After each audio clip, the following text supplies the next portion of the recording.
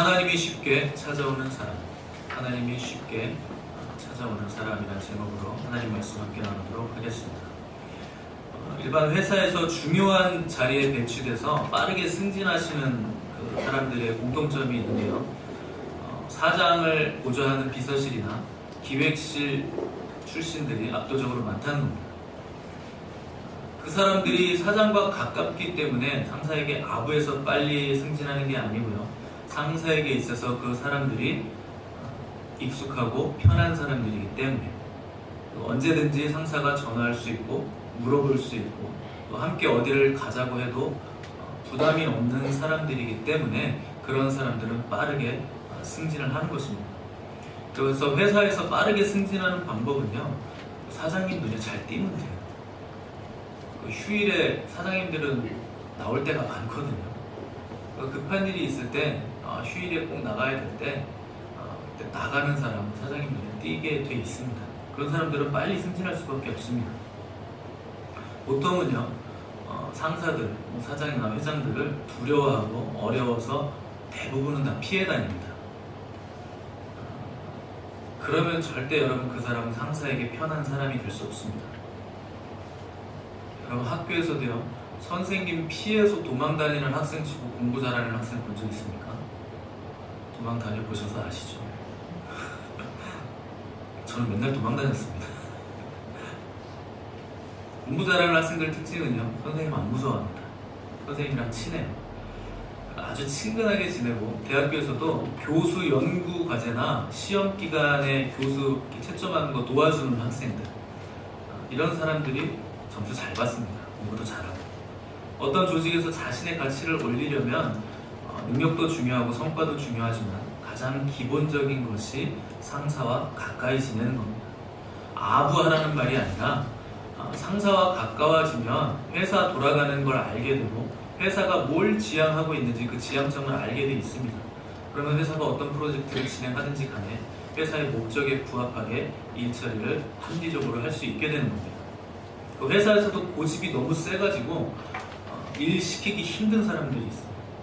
자기 딴에는 이렇게 말을 합니다. 나는 우리 사장님도 함부로 대하지 못하는 사람이다. 감히 나에게 뭐라고 못한다. 이렇게 얘기하는데 10중 8구 그 사람은 시간이 지날수록 상사의 윤회 속에 사라질 겁니다. 윗사람에게는 어려운 사람이 되는 것보다 신뢰감 가는 사람이 되는 게 훨씬 더 중요한 문제입니다. 저도 회사를 대표로 10년간 있어봤기 때문에 누가 일을 합리적으로 하는지 신뢰감 있는 사람인지 그냥 몇 번 보면 보이거든요.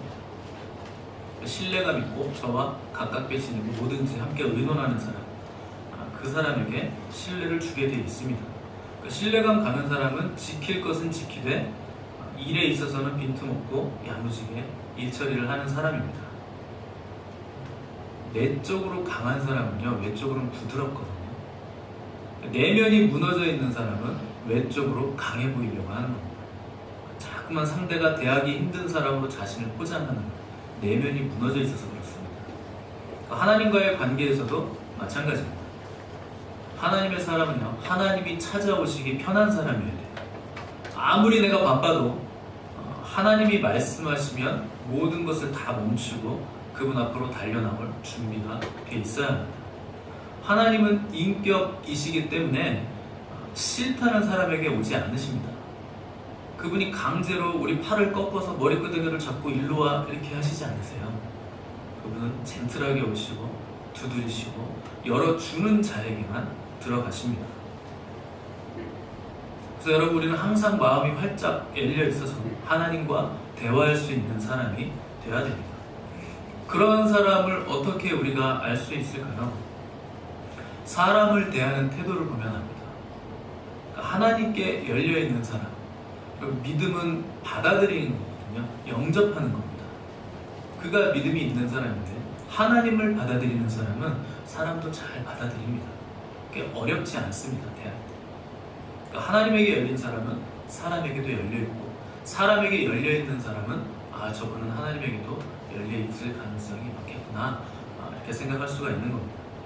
오늘 본문 1절 보니까요, 여호와께서 마므레의 상수리나무 곁에서 아브라함에게 나타나셨다라고 했습니다. 이게 그냥 읽으면 아무런 감동이 없는데 조금만 생각해보면 아주 굉장한 말씀입니다. 지금까지 여호와 하나님은요, 아브라함에게는 말씀하시는 하나님이셨어요. 근데 아브라함이 하나님을 배웠는데 사람의 몸을 직접 입고 자기에게 찾아오시는 하나님을 처음 만난 겁니다. 그분이 사람으로 오셨다. 이것은 먼 훗날 그분이 사람이 되셔서 온 인류의 모든 죄를 지고 십자가에 달리실 예수님을 미리 보여주신 겁니다.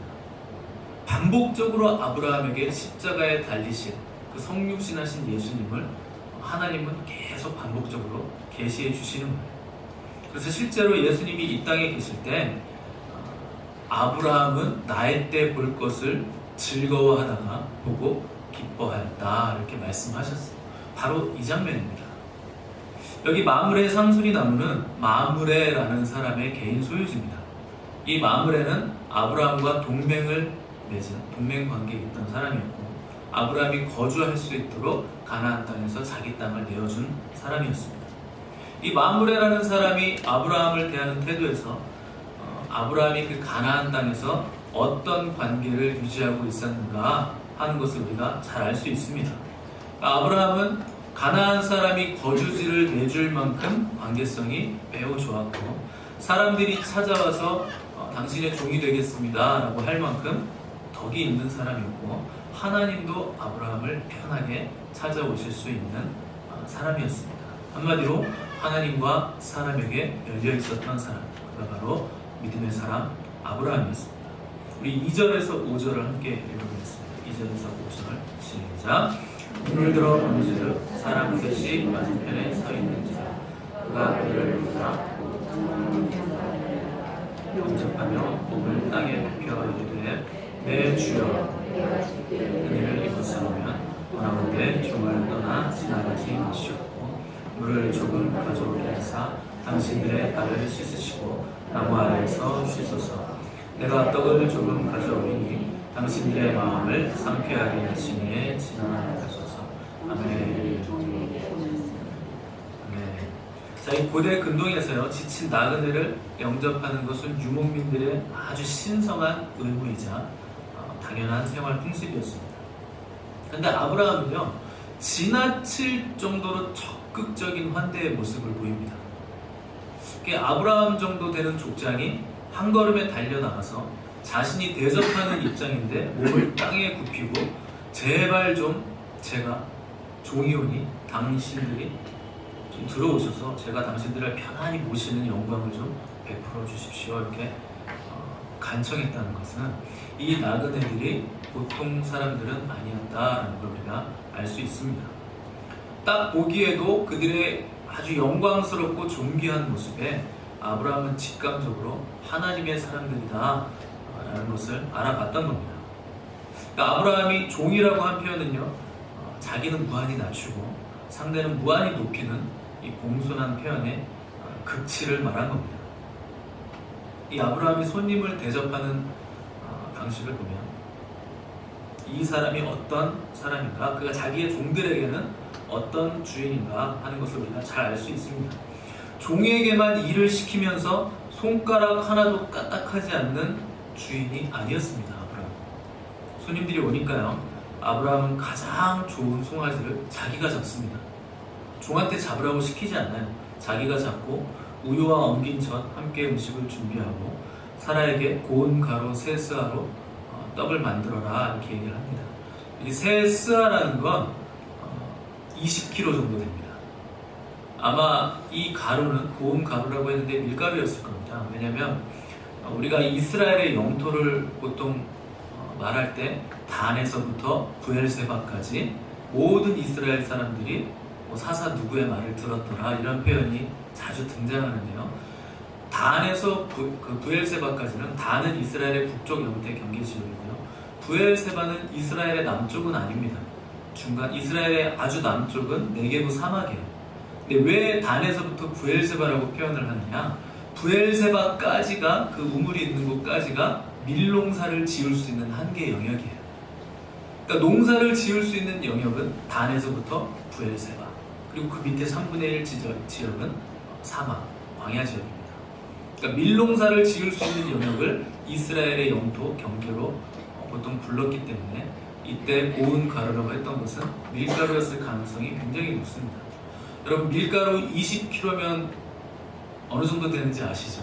굉장히 많은 양입니다. 엄청나게 많은 양이에요. 온 장막 사람이 함께 먹고도 많이 남을 만큼 풍성한 양을 준비한 겁니다. 어떻게 보면 이것은 굉장한 낭비를 한 겁니다. 지금 손님이 3사람 왔는데 밀가루 20kg를 쓰고 소를 잡고 엄청나게 많은 양을 준비한 겁니다. 굉장한 낭비죠.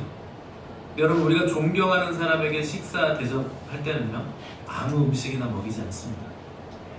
돈이 좀 들더라도 비싸고 근사한 곳에 가고 싶고 또 좋은 것으로 대접을 하고 싶은 겁니다. 집에 가서 그냥 먹으면 10분의 1 가격이면 먹는데 왜 굳이 비싸고 좋은 곳에 가서 돈을 허비할까요?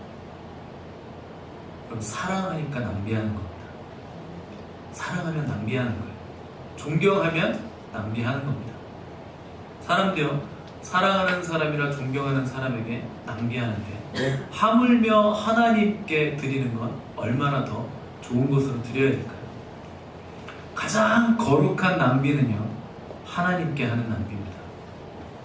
우리의 시간을 하나님께 드리고 물질을 드리고 섬기면서 우리의 몸을 들여서 하나님께 헌신하는 것은요, 하나님을 만난 사람만이 가질 수 있는 아주 큰 감격과 감동입니다. 그래서 하나님께 모든 것들을 다 드리는 거예요. 세상 사람은 이해하지 못합니다. 그렇게 힘들게 일하고 좀 주일에는 놀러도 다니고 쉬기도 하지, 또 교회 가서 예배만 드리고 오는 것도 아니고 봉사도 하고 뭘 받는 것도 아니고 돈을 줘가면서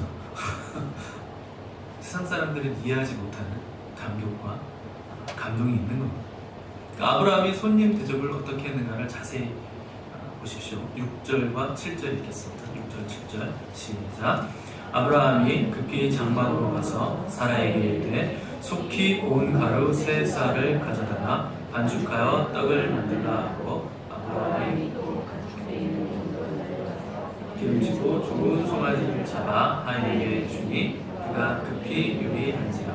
아멘. 6절 7절에서 반복되는 단어가 있습니다. 아브라함이 급히 장막으로 가서 사라에게 속히 떡을 만들려고 지시하고 아브라함이 가축되어 있는 곳으로 달려가서 송아지를 잡아 하인에게 주니 그가 급히 요리한지라. 급하고 속히 하고 달리고 급히 하는 겁니다. 나그네를 보자마자 득달같이 달려나가더니 빵과 고기를 준비하는 일도 뛰어다니면서 급하게 속히 즉시 급히 진행하는 겁니다. 그러나 세심하게 준비하는 겁니다. 아브라함이 이 손님들을 대접하기 위해서 굉장히 바쁘게 움직입니다. 일이 많아서 분주했던 것이 아닙니다. 일이 너무 많은데 이걸 어떡하나 저 우왕좌왕했다는 게 아니라 섬기는 것이 그토록 기쁘고 벅찼다는 겁니다. 급히 속히 달려가며 발도 씻겨주고 싶고 떡도 주고 싶고 고기도 대접해주고 싶고 엉긴 저 치즈입니다. 치즈도 대접해주고 싶고 그러니까 막 마음이 불붙듯이 대접하고 싶은 마음이 막 일어나는 겁니다. 여기서 움직이는 이 아브라함의 동작을 표현하는 모습을 보면요, 마치 다윗이 법궤가 들어올 때 너무 기뻐서 옷이 흘러내리는 것도 모르고 막 춤을 췄던 것처럼 너무 기쁨에 겨워서 섬기는 모습, 그것들을 볼 수 있습니다. 여러분, 우리가 하나님을 섬기는 모습이 이와 같기를 바랍니다. 사람들은요, 이에 타산이 맞아야지 뭘 줘요. 내가 이만큼 주면 저 사람은 이만큼 정도는 주겠지. 계산기를 막 두드립니다. 근데 아브라함은 그렇지 않은 거예요. 나그네를 섬기는 것이 기쁘고 급히 움직이고 속히 섬기고 기회가 오는 대로 즉시 이 섬김을 잡은 겁니다. 이 기회를. 믿음의 사람은요, 섬기는 일을 결코 미루지 않습니다. 바쁘고 힘들더라도 기회가 주어졌을 때 즉시 해야 돼요. 기회는 그냥 속히 지나가거든요. 게으른 사람의 특징이 있습니다. 즉시 하지 않아요. 미뤘다 합니다. 그러니까 일하지 않고 미루면서 게으름을 피우는 사람이요, 신기한 게 있는데 입은 또 부지런해요. 말이 많아요. 하지도 않으면서. 게으르고 미루는 사람일수록 혀는 부지런하고 말은 많고, 여러분, 우리는 몸은 부지런하되 혀는 게으른 사람들이 되시기 바랍니다. 아브라함이 기쁘게 섬겼는데요, 또한 그가 겸손하게 섬겼다고 했습니다. 8절 보십시오. 8절.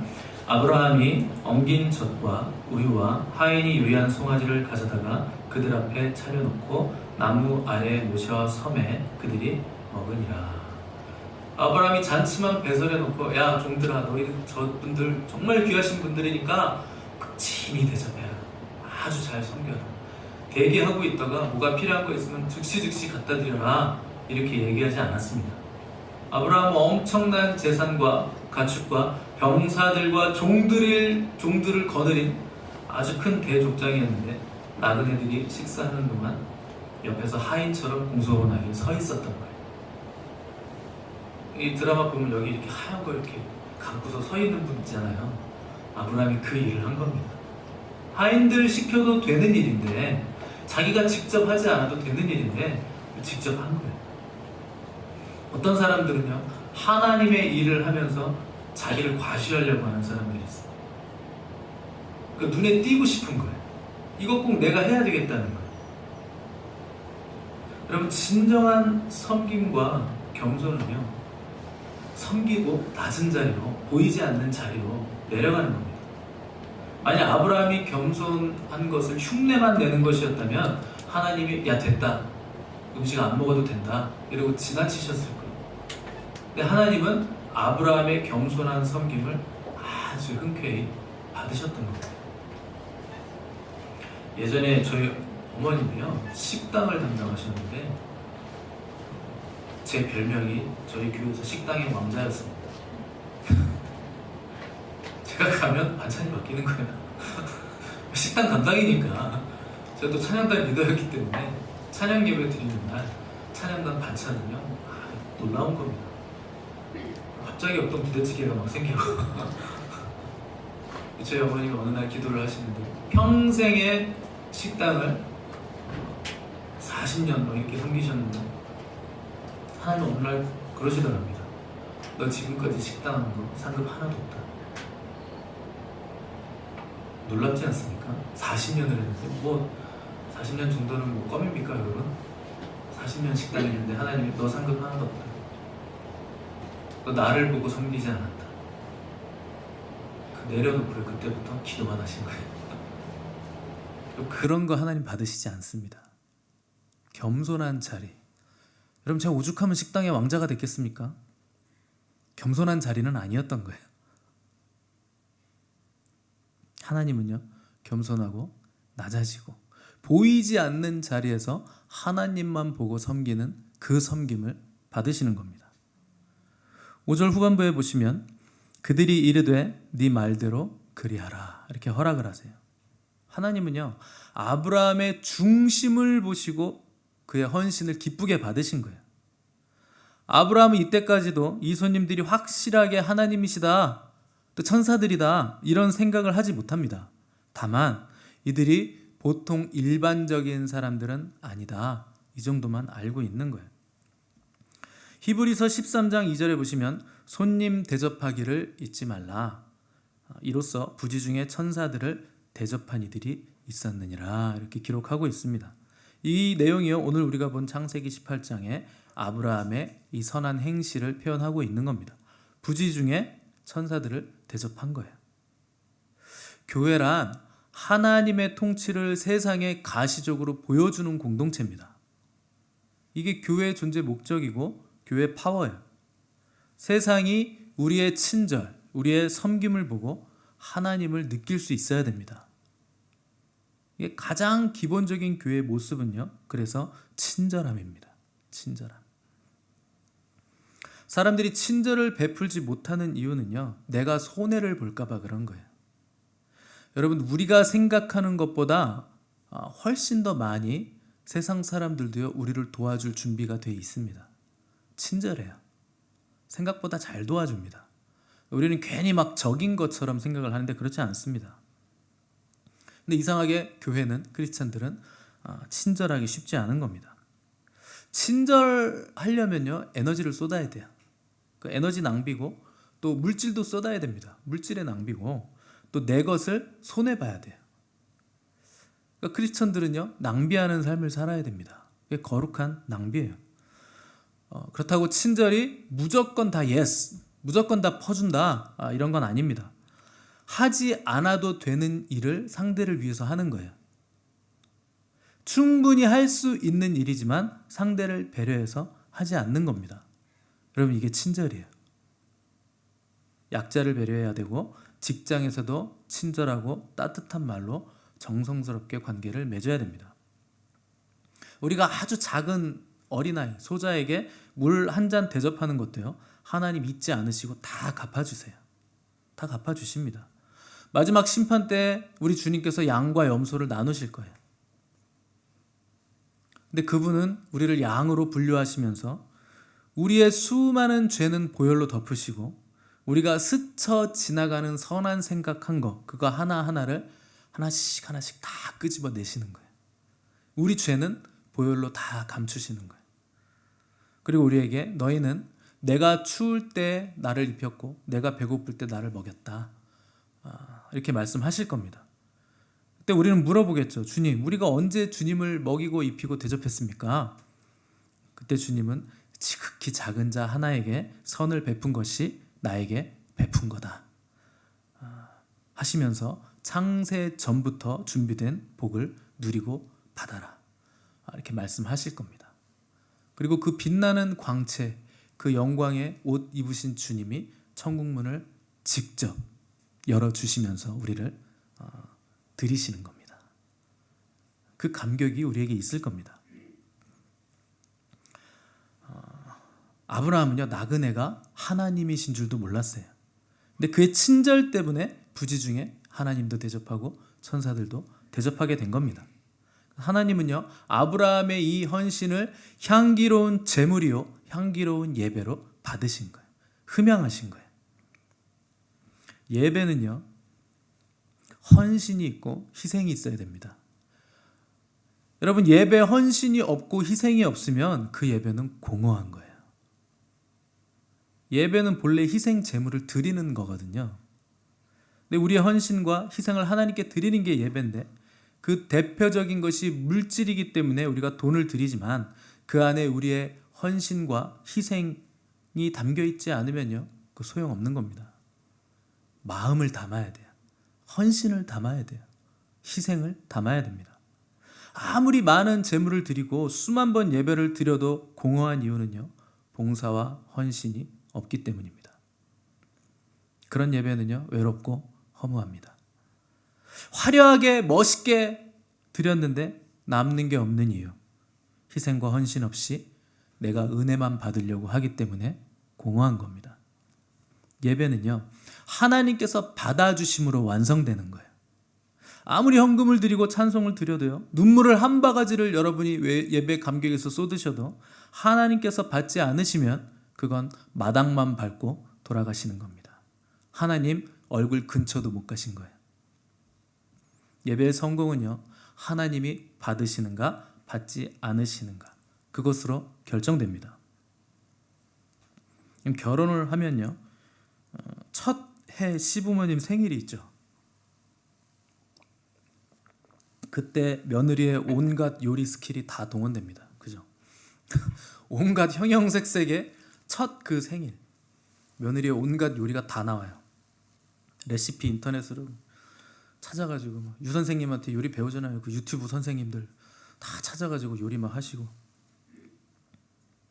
그 형형색색의 생일상은요, 시부모님의 마음에 굉장히 기쁘고 흡족한 거예요. 그렇다고 그게 다 맛있다는 건 아닙니다. 요리를 많이 해보지 않았으니까 결혼한 첫 해의 그 요리는요, 많이 부족할 거예요.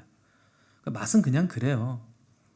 그런데 시부모님들은 며느리가 결혼하고 나서 첫 해 자기 생일상을 차려주니까 아주 흡족한 거예요. 맛은 없는데 색깔은 굉장히 화려하잖아요. 그냥 보기만 해도 너무 흡족하고. 그 며느리가 시부모님을 생각하는 그 마음을 아주 기쁘게 받으시는 겁니다. 아브라함이요, 나름대로의 최고의 음식을 대접했겠지만 하나님 수준에는 비할 바가 못 되는 겁니다. 그러나 하나님은 아브라함의 그 마음을 아주 흡족하게 기쁘게 받으신 거예요. 아마 웃으시면서 흡족하게 그래 준비해봐라 이렇게 허락을 하셨을 겁니다. 여러분, 기독교는요 원래 식탁의 공동체입니다. 음식이 있고 대화가 있고 즐거움이 있는 공동체가요 하나님의 공동체예요. 그래서 예수님께서도 사람들이 멸시하는 그 나병 환자, 가난한 사람들, 창기들, 세리들 이런 사람들과 함께 늘 식사하시면서 교제하신 거예요. 십자가에 못 박히시기 전에도 제자들과 함께 떡과 포도주를 나누시면서 웃고 교제하시면서 하나가 되어 주신 겁니다. 지금은 교회가 식사를 못 하고 있죠. 여러분, 그렇다고 해서 기독교의 이 식탁 교제를 포기하시면 안 됩니다. 여러분은요 주일에 부지런히 335 모이셔서 외식을 하시면서 교제하셔야 돼요. 그거를 놓치시면 안 됩니다. 매일 같이 먹는 사람이랑만 드시지 마시고 잘 어울리지 못하는 사람들과 돌아가시면서 교제하셔야 돼요. 특별히 장로님들, 권사님들, 안수 집사님들은 이 일을 주도적으로 하셔야 됩니다. 그래야 기독교의 식탁 공동체가 무너지지 않게 되는 겁니다. 소그룹으로 모여서 주일에, 주중에 계속 외식을 하시기 바랍니다.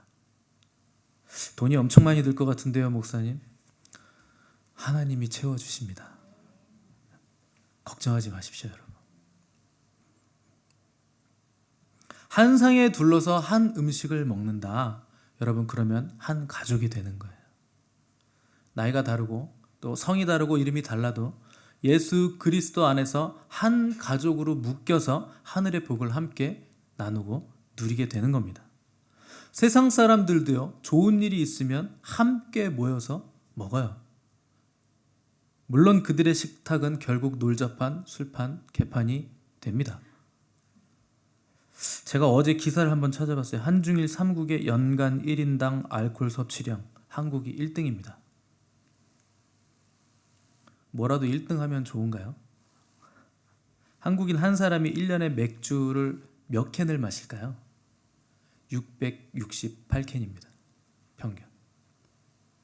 안 먹는 사람도 많으니까 별로 안 될 것 같긴 하지만 목사님들도 저녁에 맥주 마신다는 분도 있고 힘들고 어려우면 성경을 찍고 집어 던진다는 목사님도 있어요.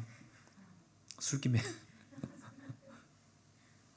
1년에 맥주 668캔을 한 사람이 평균적으로 마신답니다.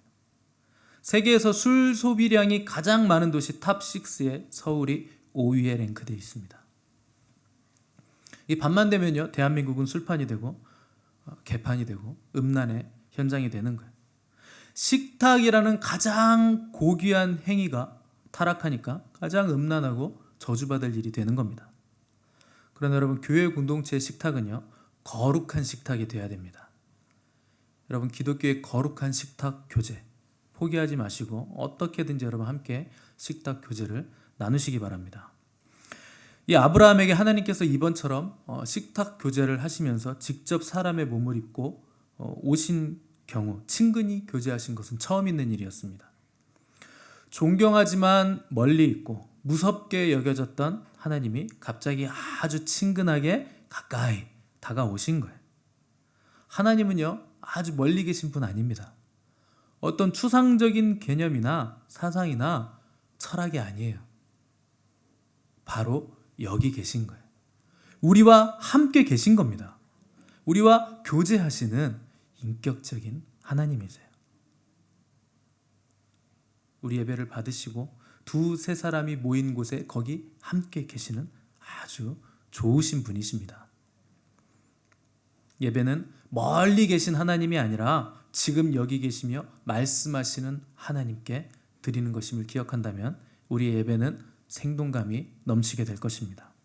9절 읽겠습니다. 9절 시작. 그들이 아브라함에게 이르되 내 아내 아멘. 아브라함의 대접을 받으신 하나님께서 내 아내 사라 어디 있느냐 이렇게 물어보세요.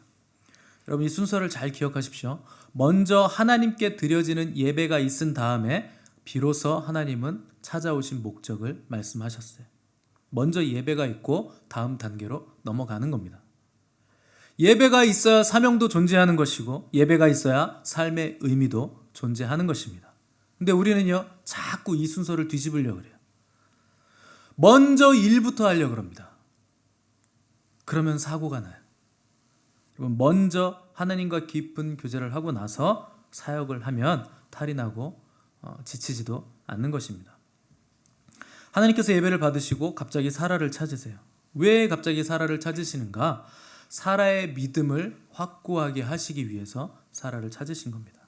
아브라함은요 하나님에 대한 믿음이 생겨났어요. 근데 사라는 아직 그 단계에 이르지 못한 겁니다. 부부가 이 신앙의 온도 차이가 있으면요 서로 간에 갈등이 많아집니다. 이 신앙의 결이 같아야 되는데 신앙의 노선이 비슷하게 가야 되는데 좀 차이가 있으면 갈등이 생겨요. 부부는 한 몸이기 때문에 하나님은 부부의 신앙 수준도 비슷하게 맞춰주기를 원하시는 거예요. 그래서 하나님이 그냥 사라가 어디 있느냐 이렇게 묻지 않으시고 네 아내 사라가 어디 있느냐 이렇게 물으신 겁니다. 너의 권위 아래 있는 사라 어디 있느냐 이렇게 물으신 거예요. 이 영적인 지도자는요 자기 권위 아래 있는 사람들의 믿음에 대해서 항상 책임을 져야 됩니다. 부모는 자식의 믿음에 대해서 항상 체크하고 책임을 져야 되고요. 담임 목사는 성도들의 믿음을 항상 체크하고 기도하면서 책임을 져야 됩니다. 특별히 남편들은요 아내의 믿음을 위해서 책임을 지셔야 됩니다.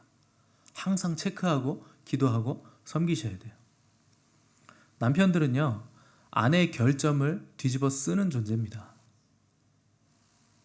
예수님이요 결혼에 대해서 말하시면서 내가 그리스도와 교회에 대해서 말하노라 이렇게 그랬는데 예수님이 교회를 위해서 대신 죽으신 것처럼 남편은 아내를 위해서 대신 죽어야 한다.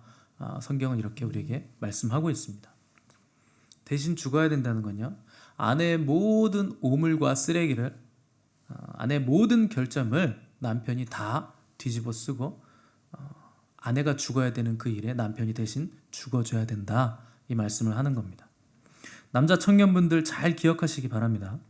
남자가 결혼 준비를 할 때 집이나 차를 주로 준비하시는데 남자의 혼수는요 그런 게 아닙니다. 성경적인 남자의 혼수는 남자의 목숨입니다. 주님이 교회를 위해서 대신 죽으신 것처럼 남자는요 결혼 준비를 할 때 내가 이 여자를 위해서 대신 죽겠다 이 준비를 하셔야 됩니다. 그것이 아내를 위해서 죽을 준비를 하는 것이 남자의 결혼 준비예요.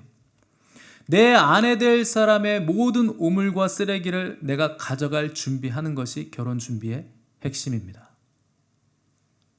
저는 비전이 있어요. 우리 세원이학교에 비전이 있는데 거룩한 믿음의 가장들이 일어나는 겁니다. 남자들이 일어나는 거예요. 가장이 거룩한 손 들어서 기도하면요 그 가정은 100% 회복되게 돼 있습니다. 그 책임이 남자에게 있기 때문에 그래요. 그게 성경적인 원리입니다. 가장이 먼저 기도하면 아내도 더 열심히 기도하게 돼 있고요. 그 가정의 자녀들도 기도하게 돼 있습니다. 자녀들이 누굴 닮겠습니까? 엄마 소도 얼룩소? 엄마 아빠 닮죠.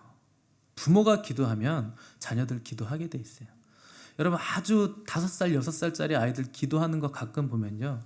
자기 엄마랑 아빠 그 기도하는 거 똑같은 포즈로 기도합니다. 엄마가 머리 쳐박고 엉덩이 들고 기도하잖아요. 아이들도 똑같은 그 포즈로 기도하고요.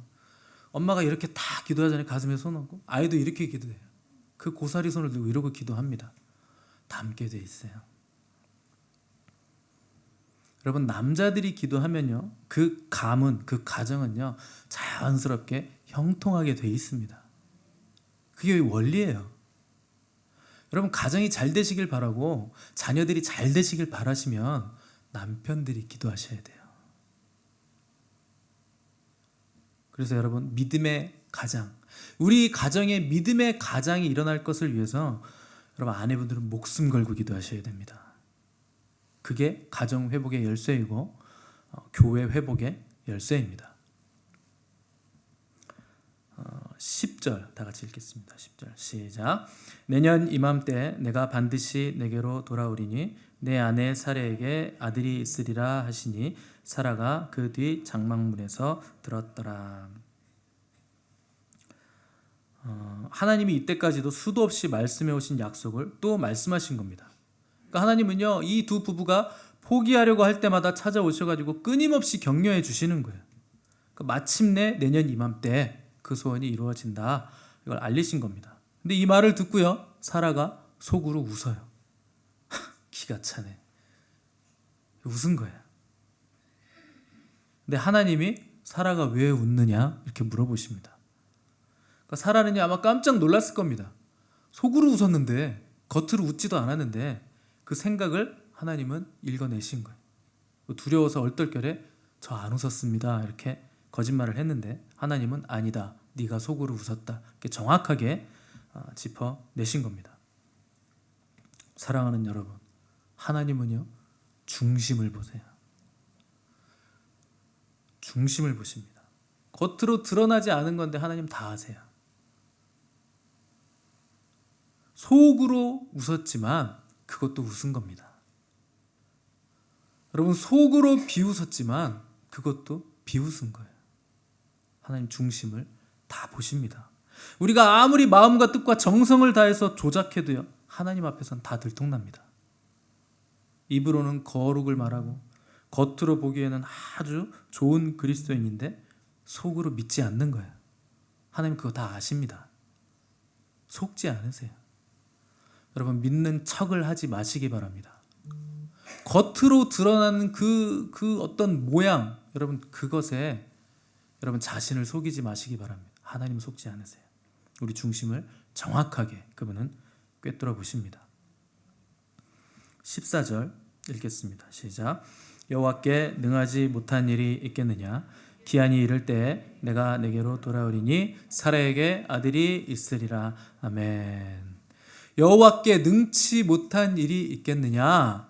이 말씀은요, 지난주 우리 17장에서 하나님이 자기를 직접 계시하신 엘샤다이, 전능하신 하나님심을 다시 한번 계시하시고 확인시켜 주시는 겁니다.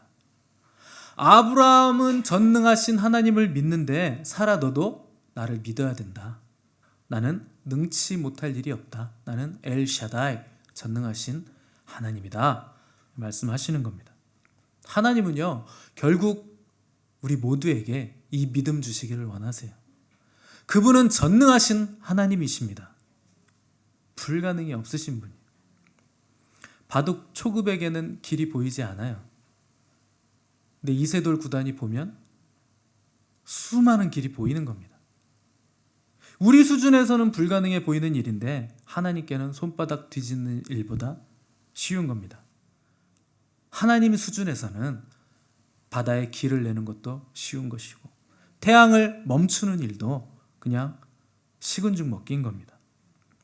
그 전능하신 엘샤다이 하나님께서 아브라함과 사라에게 믿음을 주시기 위해서 직접 찾아오신 거예요.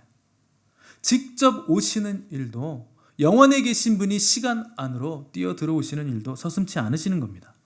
이 중동의 태양이 내리쬐는 그 낮잠 시간, 누군가 찾아오기에는 뜻밖의 시간인 이 시간에 하나님은 아브라함을 찾아오신 거예요. 모든 사람이 무기력하게 잠들어 있는 시간에 하나님은 잠자는 우리의 믿음을 깨우시기 위해서 갑자기 찾아오실 것입니다. 무기력에 굴복해서 좌절하고 있을 때, 불가능 앞에서 낙심하고 있을 때 하나님은 뜻밖에도 찾아오실 거예요. 하나님의 역사하심을 믿지 못하는 그 순간에 그분은 찾아오실 겁니다. 그리고 그분이 아브라함과 사라에게 물으셨듯이 우리에게도 동일하게 물어보실 겁니다. 여호와께 능치 못할 일이 있겠느냐? 하나님이 찾아오셔서 이렇게 물으실 때 여러분의 대답은 무엇입니까? 함께 기도하겠습니다. 하나님 아버지 감사합니다. 오늘 아브라함과 사라를 찾아오신 엘샤다이 전능하신 하나님께서 우리에게도 찾아오시기를 간절히 소망합니다. 우리에게 오신 하나님께서 나에게 능치 못할 일이 있겠느냐 물으실 때 하나님께는 모든 것이 가능하시다는 믿음의 고백을 드리는 우리 세원야교회 성도들 되게 하여 주옵소서. 예수님의 이름으로 기도드렸습니다. 아멘. 우리 하나님께 감사 영광의 박수 올려드리겠습니다.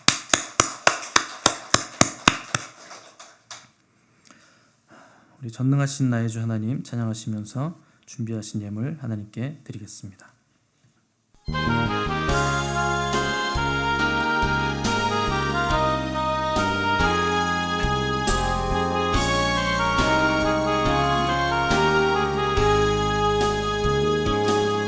전능하신 나의 주 하나님은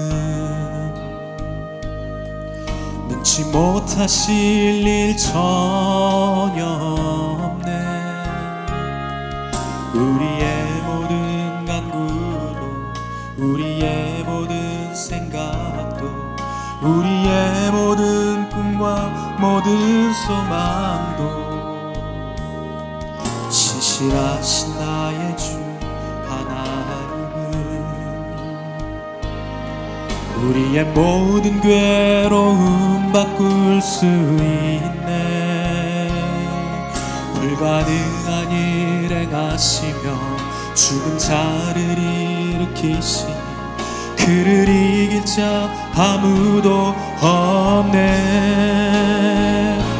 주의 말씀 의지하여 깊은 곳에 금을 던져 오늘 그가 놀라운 일을 이루시는 것 보라. 주의 말씀 의지하여 믿음으로 금을 던져 믿는 자에게 능치 못함. 주의 말씀 의지하여 주의 말씀 의지하여 깊은 곳에 금을 던져 오늘 그가 놀라운 일을 이루시는 것 보라. 주의 말씀 의지하여 믿음으로 금을 던져 믿는 자에게 능치 못함 없네. 주의 말씀 의지하여 주의 말씀 의지하여 깊은 곳에 금을 던져 오늘 그가 놀라운 일을 이루시는 것 보라. 주의 말씀 의지하여 믿음으로 금을 던져 믿는 자에게 능치 못함 없네.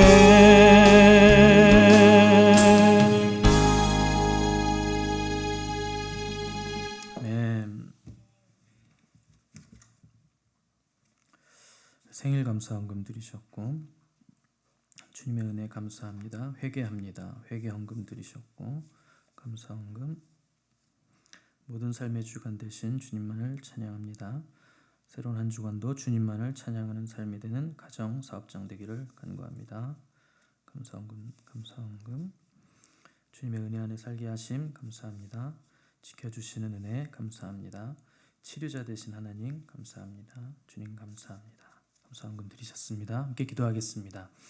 하나님 아버지 감사합니다. 엘샤다이 하나님 여호와께 능치 못할 일이 없음을 고백하며 주님께 마음을 또 믿음을 담아 하나님께 예물을 드렸습니다. 전능하신 하나님께서 이 물질을 통해 하나님의 능력을 나타내시고 포로된 자에게 자유를 주시고 갇힌 자에게 노임을 주시며 병든 자를 치유하시고 방황하는 자에게 회복을 허락하여 주시옵소서. 감사드리옵고 거룩하신 예수님의 이름으로 기도드렸습니다. 아멘. 우리 다 일어나셔서 함께 파송찬송 드리겠습니다. 모든 민족이 구원을 얻기까지 쉬지 않으시는 하나님 주의 심장 가지고 우리 이제 일어나 주 주 따르게 하소서. 세상 모든 육체가 주의 영광 보도록 우릴 부르시는 하나님, 주의 손과 발 되어 세상을 치유하며 주 섬기게 하소서. 아멘. 우리 바다 덮음같이 여호와의 영광을 인정하는 것이 온 세상 가득하리라.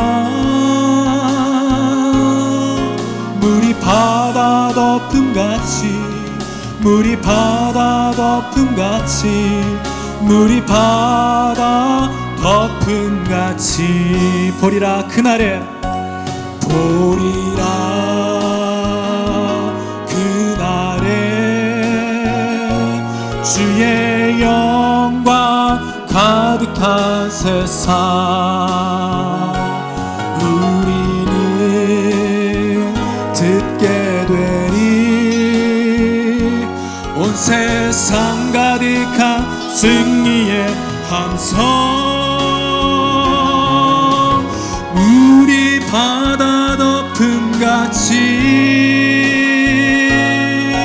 여호와의 영광을 인정하는 것이 온 세상 가득하리라. 물이 바다 덮음같이, 물이 바다 덮음같이, 물이 바다 덮음같이.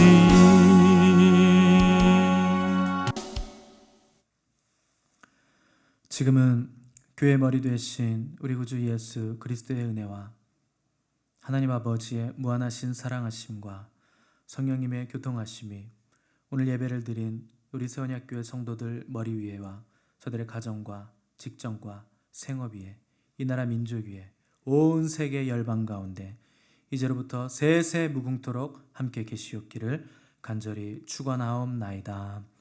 아멘.